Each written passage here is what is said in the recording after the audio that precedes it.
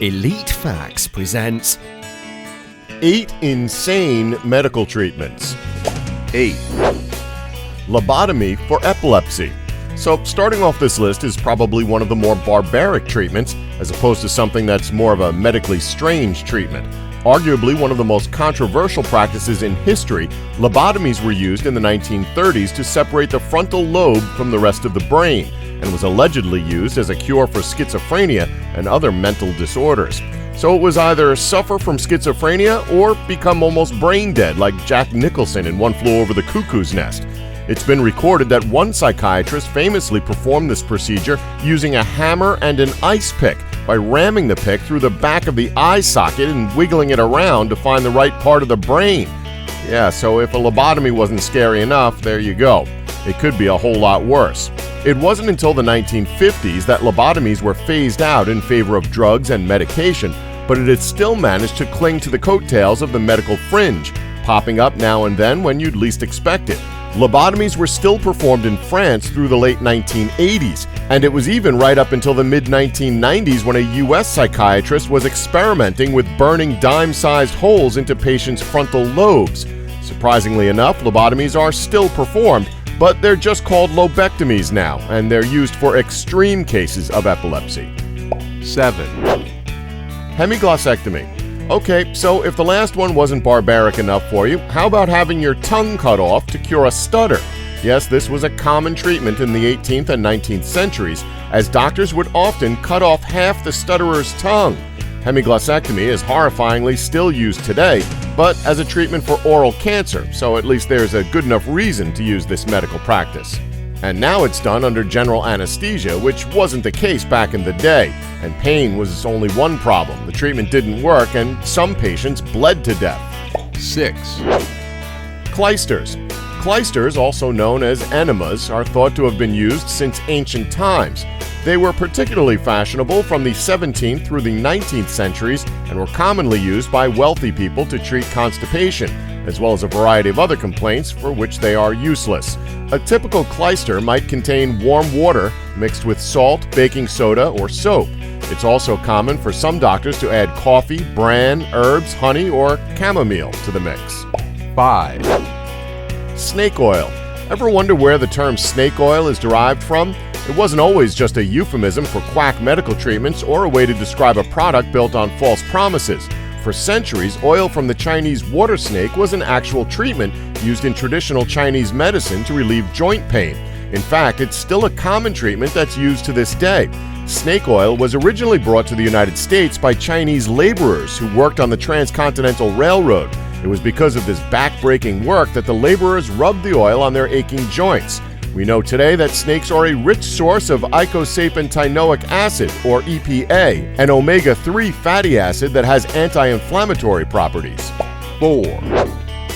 Mercury Medicine. For centuries, mercury was used by doctors to treat pretty much anything and everything. If you scraped your elbow, rub some mercury on the wound.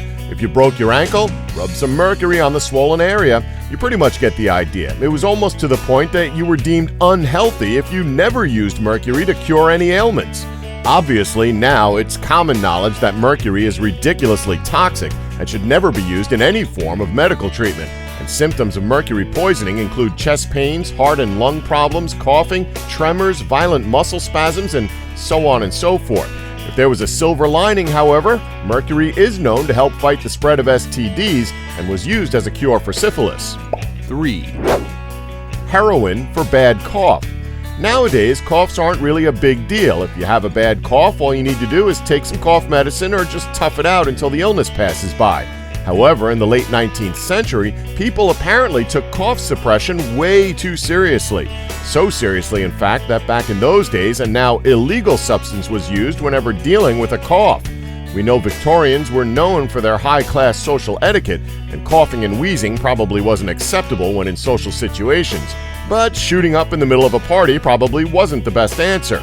It doesn't take a genius to know how addictive heroin is nowadays, but back then, the drug was essentially new to society, so they didn't know any better. Not to mention, you can't blame them for continuing to use it for as long as they did, because it did work when it came to suppressing coughing fits. Heroin was originally created by Bayer, a company that's also known for inventing aspirin. Kind of weird how you can go from making something that's commonly used by most people when treating headaches to creating a highly addictive drug. 2, Trepanation. Headaches can be the worst thing ever sometimes. Whether it's working or it's dealing with someone incredibly annoying, headaches are common and they're horrible, but it doesn't mean you should drill a bloody hole in your head to deal with them. The practice of trepanation, in which a hole is drilled directly into the side of a person's skull, is believed to have been used since the days of cavemen. At least one 7,000-year-old burial site has been discovered in which the skulls have circular holes cut into them, and there are similar examples from every single period in human history. Now, fair enough, this originated back when cavemen walked the earth, but just like us, this technique has evolved with each passing time period. The reasons for doing this have changed just as much as the techniques, and over time it's been used to cure everything from migraines to mental disorders. The procedure itself is done by having several small holes drilled directly into the skull, and bear in mind that anesthetic wasn't a thing until it was discovered in 1846. These holes are drilled until they all connect, creating one big hole. The scary thing about this procedure is that we're still doing it. These days, though, doctors use trepanation to treat a condition called subdural hematoma, which is caused by blood pooling under the skull and around the brain. You'd just think that we'd have figured out a better way to do it by now, that's all. 1, Sugar coma for schizophrenia. So, if lobotomies aren't your forte, how would you like to be in a sugar-induced coma instead? Now, before you think it just involves you stuffing your face with as much chocolate as you can before you fall asleep, it's not like that at all. No, instead the patient would be given a lethal dose of insulin to put them in a coma. Deliberate insulin comas were designed to change the personalities of people with schizophrenia. Unfortunately, they were usually fatal. In the 1940s, psychiatric clinics would deprive patients' brains of glucose, the sugar-based fuel that the brain needs to function, and then reawaken the brain with a glucose injection. The process did have a tranquilizing effect because it was causing severe brain damage. Don't forget to like us and subscribe for more elite facts.